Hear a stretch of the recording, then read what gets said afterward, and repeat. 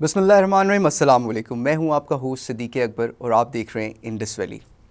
جیسے کہ بہت سے اہم واقعات جو ہم نے ڈسکس کیے اپنے پچھلے شوز میں، اسی طرح آج ایک بہت اہم بات جو ہم آپ لوگوں سے ڈسکس کرنا چاہتے ہیں، یا ہم بات نہیں کہہ سکتے، ایک بالکل کمپلیٹ ہسٹری سکھزم کے بارے میں، کہ اصل میں سکھزم کیا ہے، سکھزم کیسے آیا اور اس کو کس نے پروڈیوس کیا.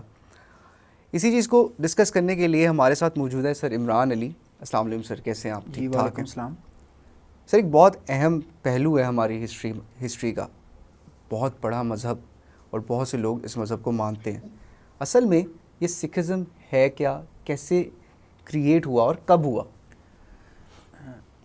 جی یہ ایک تو سب سے پہلے میں یہ بات کروں گا کہ پاکستان میں جہاں یہ مذہب پیدا ہوا اس کے بارے میں بہت کم بات کی جاتی ہے. ہمارے میڈیا پر، ہمارے پرنٹ میڈیا میں، ہمارے ٹیلی میڈیا پر اس کے بارے میں نہ ہونے کے برابر گفتگو ہے.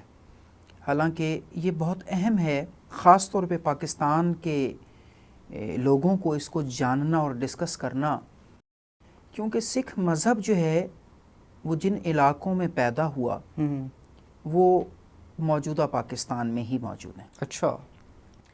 دوسری بات یہ ہے کہ ہماری گفتگو جو ہے وہ کمپیٹیٹیو ریلیجنز پر نہیں ہے. آج ہم کوئی تقابل ادیان نہیں کر رہے، ہم اسلام کا سکھزم کا موازنہ نہیں کر رہے، کمپیریزن نہیں کریں، ہم ڈسکس کر ہم رہے ہیں. ایک تاریخ بیان کریں گے، اور تاریخ بھی وہ جو سکھوں کے ہاں معتبر ہے کہ سکھ مذہب کے بارے میں وہ خود اپنے مذہب کے بارے میں کیا کہتے اور کیا لکھتے ہیں. اب جو کچھ وہ کہتے ہیں اور لکھتے ہیں تو وہ برصغیر کی تاریخ ہے. مسلمانوں نے تو اسے کمپائل نہیں کیا نا، بالکل ایسے مسلمان تو اپنے ہی مذہب اور اپنے ہی لوگوں کے بارے میں لکھ رہے تھے. تو برصغیر کی تاریخ جو ہے، جس طرح محمد بن قاسم، محمود غزنوی مغلوں کے بغیر نامکمل ہے، اسی طرح برصغیر کی تاریخ جو ہے وہ گرو نانک کے بغیر بھی نامکمل ہے. برصغیر کی تاریخ جو ہے مہاراجہ اشوک کے بغیر بھی نامکمل ہے. تو یہ تاریخ کا ایک بہت اہم باب ہے. گرو نانک جو سکھ مذہب کے بانی ہیں، اور سکھ مذہب اسی خطے میں یہ مذہب پیدا ہوا، اسی خطے میں یہ مذہب پھیلا، اسی خطے سے اس مذہب نے باہر پھر نکلنا شروع کیا.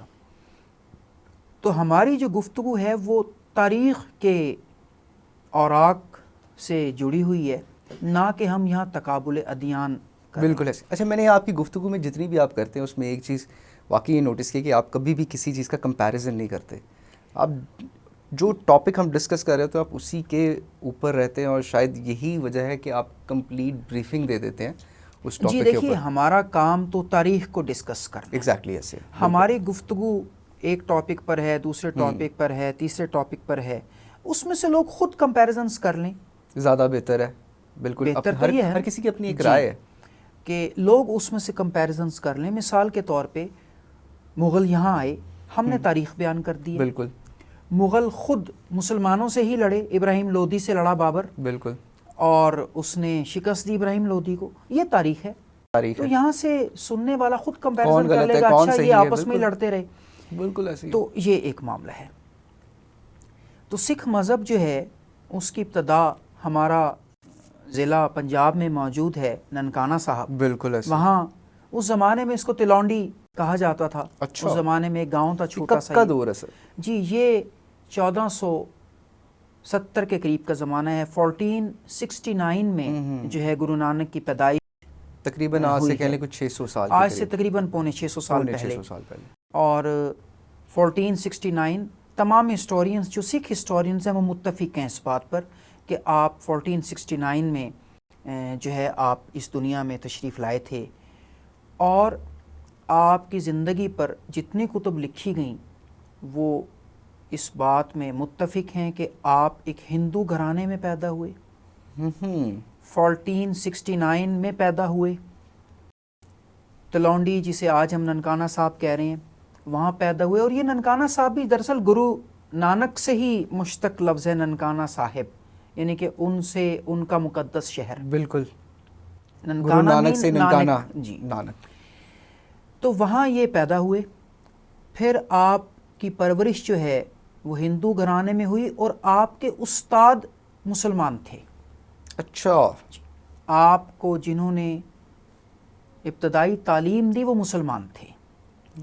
تو یہی وجہ ہے کہ سکھ مذہب میں بھی ان دونوں مذاہب کی جو مشترک باتیں ہیں وہ پائی جاتی ہیں. بالکل ایسے ہی کمبائنڈ ہے. جی، ہندو گھرانے میں پیدا ہوئے، مسلمان استاد نے تربیت کی. اچھا، جس زمانے میں پیدا ہو رہے ہیں وہ جو ہے لودھی ڈائنیسٹی تھی اس زمانے میں، اسکندر لودھی کا زمانہ تھا. تو اس کے بعد پھر بابر آ گیا، اس نے فتح کر لیا بر صغیر کو. تو آپ جب پیدا ہوئے تو مسلم ڈائنیسٹی تھی، مسلمانوں کی حکمرانی تھی. اچھا، جو مسلمان تھے ان کی جو اسٹیٹ لینگویج تھی وہ ترک یا فارسی کا مکسچر تھا، فارسی ڈائلیکٹ تھا. تو فارسی زبان جو ہے وہ مسلمان سیکھ رہے تھے، فارسی پڑھتے تھے، مدرسوں میں مسلمانوں کی فارسی پڑھائی جاتی تھی. تو آپ نے اپنے استاد، ان کا نام تھا میر حسن، آپ جو استاد تھے، اچھا، ان سے آپ نے فارسی زبان سیکھی. اب لازمی بات ہے وہ مسلمان تھے تو انہوں نے آپ کو اسلام کے بارے میں بھی بہت کچھ پڑھانا تھا. تو آپ نے، ہم کہہ سکتے ہیں کہ باقاعدہ اسلام کے بارے میں آپ نے باقاعدہ پڑھا اور جانا گرو نانک نے. تو ان باتوں میں تمام سکھ جو ہیں وہ متفق ہیں کہ یہ سارے واقعات تاریخی طور پر ایک حقیقت ہیں، اور آپ کی زندگی بھی جو ہے اس کے بارے میں جو کچھ وہ بیان کرتے ہیں تو اس میں بہت ساری باتیں مستند ہیں ہماری. آپ کہہ سکتے ہیں کہ وہ بر صغیر کی مستند تاریخ ہے. اچھا، یعنی کہ گرو نانک ایکچولی میں ہندو گھرانے میں پیدا ہوئے، سمرائز کیا جائے، اور ان کو ایک مسلم ٹیچر نے تربیت دی. کیا وجہ ہوئی کہ سر جب وہ بڑے ہوئے تو ان کو ایک الگ مذہب کی ضرورت پڑ گئی اس زمانے میں؟ جی، جو سکھ ویو ہے، جو سکھوں کا نقطہ نظر ہے وہ یہی ہے کہ گرو نانک جو تھے دراصل انہیں خدا نے اس کام پر معمور کیا تھا. اچھا، میں یہ بات کرنے سے پہلے ایک بات ذکر کر دوں کہ سکھ ازم جو ہے وہ ایک توحید پرست مذہب ہے. وہ اللہ کو واحد مانتے ہیں، سکھ ازم، جی، وہ اللہ کو واحد مانتے ہیں، بلکہ کسی حد تک ہم کہہ سکتے ہیں جو اسلام کا نقطہ نظر ہے وحدہ لا شریک، کہ اس کا کوئی شریک بھی نہیں ہے. بالکل، یعنی کہ وہ یہ مانتے ہیں کہ اللہ تعالیٰ خالق ہے، اللہ تعالیٰ مالک ہے، اللہ تعالیٰ نے کائنات کو اکیلا خلق کیا ہے، اور خدا اور انسان جو ہیں وہ محبت کے رشتے میں جڑے ہوئے ہیں. یہ سکھ مذہب کی بنیادی تعلیم ہے، اور یہ تعلیم جو ہے آپ جانتے ہیں اسلام کی بھی ہے. بالکل ایسے. اچھا، لیکن ہندو مذہب کی بنیادی تعلیم بھی یہی ہے، ایسا نہیں ہے. جو ہندو مذہب ہے، ہندو مت ہے، اگر آپ ان کی ریفارمرز کو پڑھیں، ان میں جو اصلاح کرنے والے لوگ پیدا ہوئے وہ بھی یہی کہتے ہیں کہ گاڈ از ون. ایسا نہیں، لیکن وہ آگے اس کی انٹرپریٹیشنز ڈیفرنٹ ہیں، ہم اس میں ہمارا موضوع نہیں. ہم سکھزم کے امپیکٹ کو بھی دیکھیں گے کہ کیا تھا اس وقت بر صغیر پہ، لیکن ایک چھوٹی سی بریک کے بعد. تو ہمارے ساتھ رہے گا، ملتے ہیں ایک چھوٹی سی بریک کے بعد.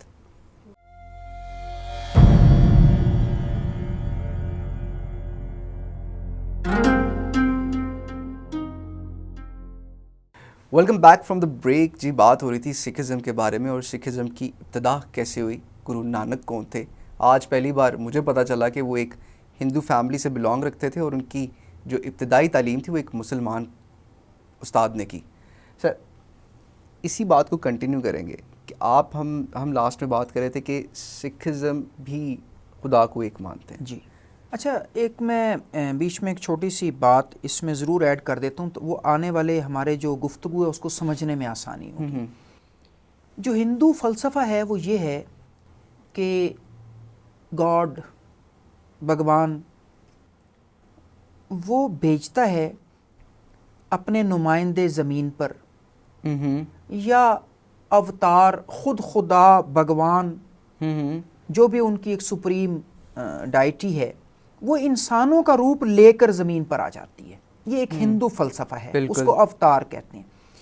تو کیونکہ گرو نانک جو تھے وہ ہندو گھرانے میں پیدا ہوئے اور آپ کی ذات سے بچپن سے ہی بہت ساری کرامات جڑی ہوئی تھیں، وہ آگے چل کر ہم اس پر گفتگو کریں گے۔ اچھا، جب آپ بڑے ہوئے اور آپ کی تعلیمات پھیلیں اور آپ نے بہت ساری کرامات اپنی زندگی میں دکھائیں، یہ حقیقت ہے، یہ بات گرو نانک نے جی بالکل دکھائیں، یہ حقیقت ہے یہ بات۔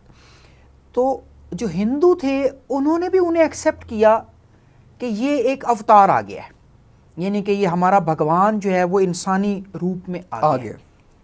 گوتم بدھ آیا، ہندو مذہب اولڈسٹ ہے، دنیا میں قدیم ترین مذہب جو رائج ابھی تک کنٹینیو چلا آ رہا ہے وہ ہندو مت ہے۔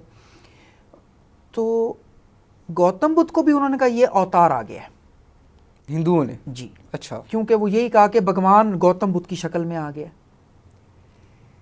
تو جب یہ بات کٹ کر رہا ہوں، گوتم بدھ کیا گرو نانک سے پہلے آئے تھے؟ جی، گوتم بدھ کا زمانہ تو بہت پرانا ہے، گرو نانک کو تو آج 650 سال ہو رہے ہیں، تو گوتم بدھ کو تو 2600 سال ہو رہے ہیں، تقریباً وہ 2000 سال پہلے آئے ہیں، almost 2000 years ago before Guru Nanak. وہ بھی ایشیا میں ہی بہت تھے؟ قدیم ہے جی، وہ ایشیا میں کہہ سکتے نیپال میں ان کی برتھ ہوئی جی۔ تو یہ جو ہندو فلسفہ ہے نا کہ جو بھی ایسی کوئی پرسنالٹی آتی تھی وہ اسے فوراً کہتے تھے کہ یہ بھگوان ہی اس کے روپ میں آ گیا، انسانی روپ میں بھگوان اوتار بن کے آ گیا۔ اوتار بن کے آ تو گیا۔ اس لیے ان کے لیے کسی ایسے شخص کو قبول کر لینا آسان ہے، کمپیریٹیولی بہت ایزی ہے، آسان ہے بالکل۔ تو اس لیے سکھ مذہب جو ہے وہ پھیلا بہت بڑی تعداد میں، کیونکہ جو ہندو تھے وہ انہیں اپنا اوتار مان رہے تھے، اور ان پر جو ایمان لانے والے لوگ تھے شاید ہی کچھ مسلمان ہوں جو ان کے فالوور بنے ہوں، وہ اکثریت ہندو ہی تھی۔ اچھا، دوسری بات یہ ہے کہ بعد میں جو انہوں نے تعلیمات دیں تو وہ ہندو مذہب سے علیحدہ تھیں، بالکل ہندو تعلیمات سے علیحدہ تھیں۔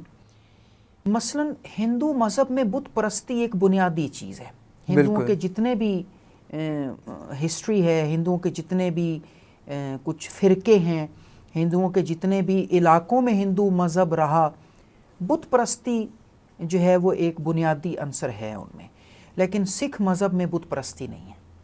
اچھا جی، کیونکہ وہ ایک خدا کو مانتے ہیں، ایک خدا کو راضی کرنا ہی ان کے مذہب کی بنیادی تعلیم ہے کہ خدا کو آپ نے خوش کرنا ہے۔ ہم جسے کہتے ہیں اللہ ہم سے عبادت سے خوش ہو رہا ہے، تو ان کا اپنے جو بھی معاملہ، تو وہ ہندو مذہب کی طرح سکھ مذہب میں کیونکہ بت پرستی نہیں ہے، تو لازمی بات تھی ایک بنیادی فرق آ گیا، تو پھر سکھ مذہب ایک علیحدہ مذہب کے طور پہ چل نکلا، اور اس علیحدہ مذہب کی بنیاد گرو نانک کی اپنی زندگی میں پڑ چکی تھی، یعنی کہ یہ ہندو مذہب سے علیحدہ ہو چکا تھا۔ گرو نانک پہلے ان کے گرو، سکھوں کے گرو، اس کے بعد ڈفرنٹ گروز آئے ان کے؟ جی بالکل آئے، کیونکہ آپ نے لاسٹ شو میں ایک بار بتایا تھا کہ مغلز نے جو سکھ کے گروز تھے جی ان میں سے کچھ لوگوں اسیسنیٹ بھی کیا تھا، جی کچھ لوگوں کو مارا بھی گیا تھا، وہ بعد میں آئے تھے۔ جی دیکھیں، گرو نانک کا جو زمانہ میں نے بتایا وہ لودھیوں کا زمانہ تھا، جب لودھی حکمران تھے، پھر کچھ زمانہ بابر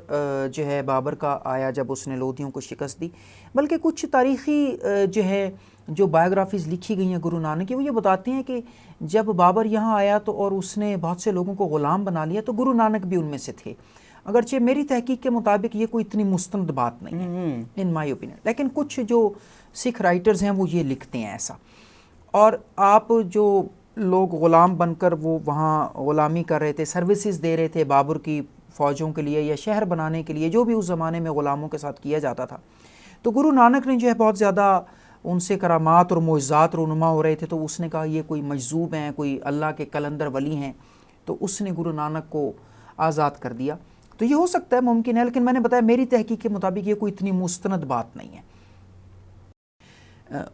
تو گرو نانک جو ہیں وہ اپنی زندگی میں ہی اپنا ایک جانشین جو ہے وہ چھوڑ کے گئے، اور وہ بھی گرو کہلائے۔ تو 10 گرو جو ہیں وہ یکے بعد دیگرے آتے رہے ان کی۔ اچھا، یعنی کہ جنہوں نے کنٹینیو رکھا سکھزم کو لوگوں کو پھیلانے میں۔ جس طرح کہ اگر آپ کسی عیسائی سے پوچھیں تو وہ کہتا ہے کہ there were 12 companions of the holy Christ, holy Christ کے جو ہیں وہ 12 کمپینینز تھے، قرآن بھی ان کا ذکر کرتا ہے کہ 12 حواری تھے. حواری مین کمپینینز. مسلمان سے آپ پوچھیں تو مسلمان بھی کہتے ہیں کہ پیغمبر صلی اللہ علیہ وسلم کی جانشینی جو ہے یہ خلفائے راشدین کو حاصل ہے. تو اسی طرح جو گرو نانک تھے ان کے بھی جانشین بنتے رہے اور انہوں نے سکھ مذہب کو پھیلایا اور سکھ مذہب کی ترقی میں ان کا بڑا کردار ہے. اور ان میں سے 2 جو لوگ تھے ان کے بارے میں ہے کہ جو مسلم ایمپررز تھے, مسلمان بادشاہ تھے, انہوں نے انہیں اسیسینیٹ کیا. ان میں جو سب سے اہم نام ہے وہ ان کے 9ویں گرو یا سیکنڈ لاسٹ گرو تھے, گرو تیغ بہادر. گرو تیغ بہادر جی, گرو تیغ بہادر کو اورنگزیب عالمگیر نے جو ہے وہ اسیسینیٹ کرایا تھا. اور اورنگزیب جو ہے وہ کیونکہ ایک سخت گیر مسلمان تھا تو وہ یہ کہتا تھا کہ آپ اسلام لے آئیں. یہاں تک یہ تاریخ بتاتی ہے کہ اس نے گرو تیغ بہادر کو جبراً مسلمان کرنے کی کوشش کی. اچھا, اس کی بھی سٹوری ہم آپ سے پوچھتے ہیں لیکن ایک بریک کے بعد, تو ہمارے ساتھ رہیے گا. ملتے ہیں چھوٹی سی بریک کے بعد.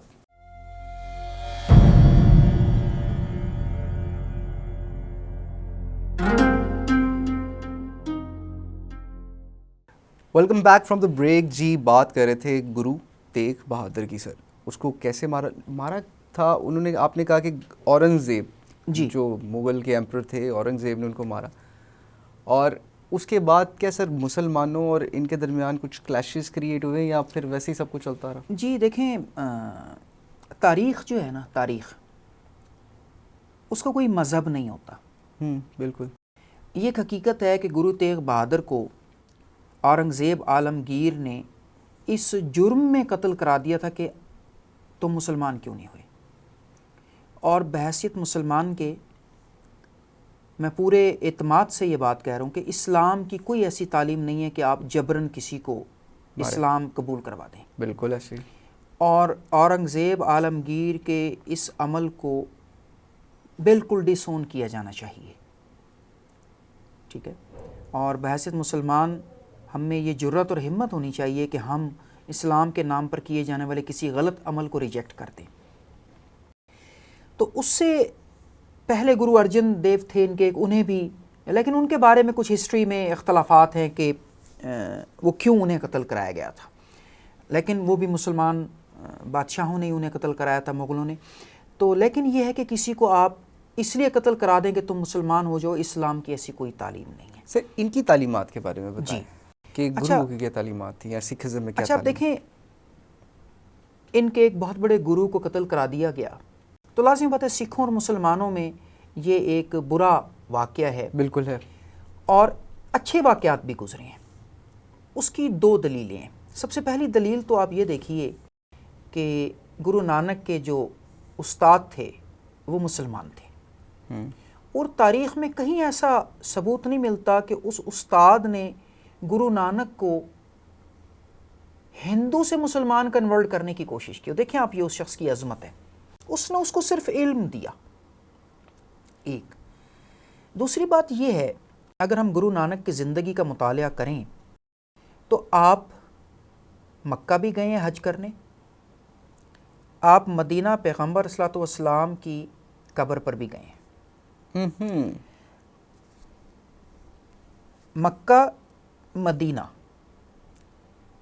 تیسرا بڑا مسلمانوں میں جو محترم ترین مقام ہے وہ کربلا, نجف, بغداد یہ ہیں.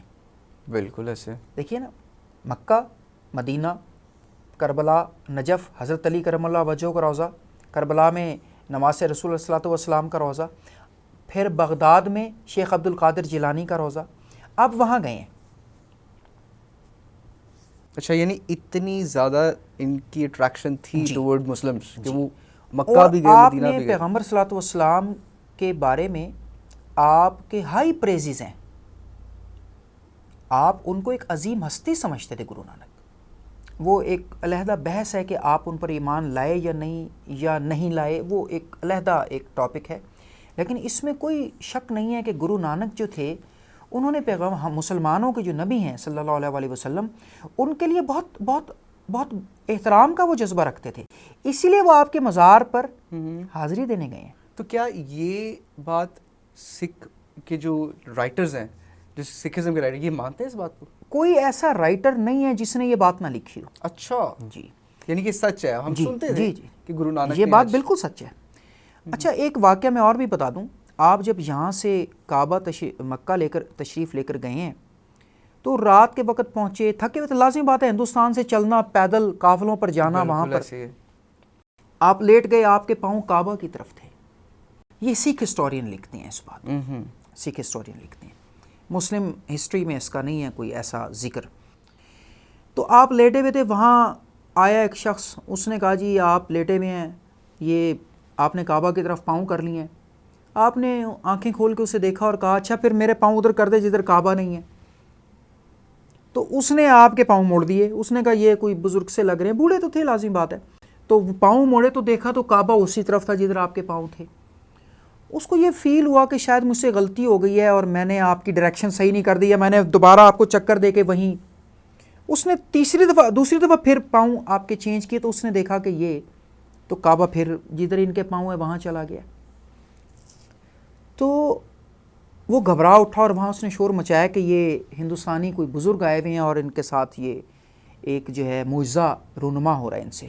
تو سب لوگ آپ کے عزت اور احترام کی خاطر دوڑے. تو یہ ایک ہسٹری ملتی ہے. تو اچھا اس میں ایک بات اور بھی آپ سے شیئر کر لوں. جب یہ بغداد گئے ہیں, شیخ عبد القادر جیلانی کے مزار پر آپ نے حاضری دی, تو وہاں جو ان کے متولی تھے وہ بھی نیک لوگ تھے, اولیاء تھے اس زمانے کے.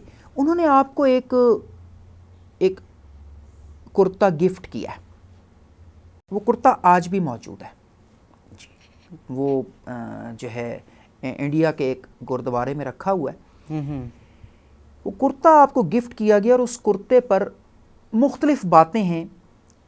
کچھ کہتے ہیں کہ پورا قرآن لکھا ہوا تھا, کچھ کہتے ہیں قرآن کی کچھ صورتیں لکھی ہوئی تھی. بہرحال پورا قرآن تو ممکن نہیں ہے کرتے پر آ جائے, لیکن کچھ صورتیں لکھی ہوئی تھیں اور کلمہ طیبہ اس پر لکھا ہوا تھا, اشہد ان لا الہ الا اللہ و اشہد ان محمد رسول اللہ, اور اللہ تعالیٰ کے نام بھی لکھے ہوئے تھے اس کرتے پر. اچھا جی, اور وہ آج بھی جو ہے موجود ہے, اگرچہ اس کو ڈھانپ دیا گیا باقی کپڑوں سے. ممکن ہے اس کا رنگ وغیرہ کچھ اڑ گیا ہو, تو وہ کرتا آپ کو دیا گیا تھا اور آپ وہ کرتا بڑے شوق سے پہنتے تھے. وہ کرتا بغداد میں کسی نے ان کو گفٹ کیا؟ جی, شیخ عبد القادر جیلانی کے مزار پر سے. دنیا میں رہے اور کتنی دیر تک سر؟ جی دیکھیے 1469 میں آئے سے 1539, تو تقریباً جو ہے 70 سال کے قریب آپ کی عمر بنتی ہے. 70 سال کے قریب گرو نانک جو اس دنیا میں رہے. اچھا آپ ان مسلم ملکوں میں گئے,